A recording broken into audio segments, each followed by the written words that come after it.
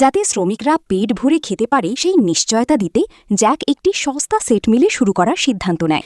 এই মিলে মাত্র $3 তারা ইচ্ছে মতো সাদা ভাত ও বিফ খেতে পারত। মেনুটি চালু হতেই সব শ্রমিকের প্রশংসা করতে শুরু করে, আর কম দামের কারণে আরও বেশি মানুষ এখানে খেতে আসতে থাকে। কিন্তু প্রতিদিন রাতে হিসাব দেখে জ্যাক চিন্তায় পড়ে যেত, কারণ প্রতি মিলে তার $4 করে ক্ষতি হচ্ছিল। তখন তার পার্টনার পরামর্শ দিল, হয় দাম বাড়াতে হবে, নয়তো বিফ দেওয়া বন্ধ করতে হবে। কিন্তু জ্যাক স্পষ্টভাবে তা প্রত্যাখ্যান করল। দুজন যখন দ্বিধায় ছিল তখন শেফ বলল, ইস, যদি বিফ ও ট্রাইপের মতো সস্তা হতো।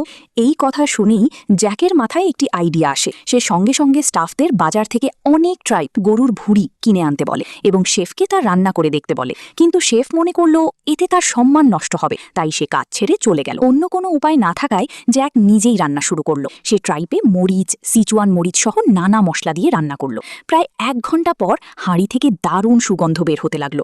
একজন কর্মচারী ট্রাইপের এক টুকরো চেখে দেখেই সঙ্গে সঙ্গে ভাত নিতে দৌড়ে গেল। সে বলল, এটাই আমার খাওয়ার সবচেয়ে সুস্বাদু খাবার। তবে জ্যাক নিজে চেখে দেখে বুঝল স্বাদ এখনো পুরোপুরি ঠিক হয়নি, তাই সে এতে কিছু গরুর হাড় যোগ করে ধীরে ধীরে আরও রান্না করল।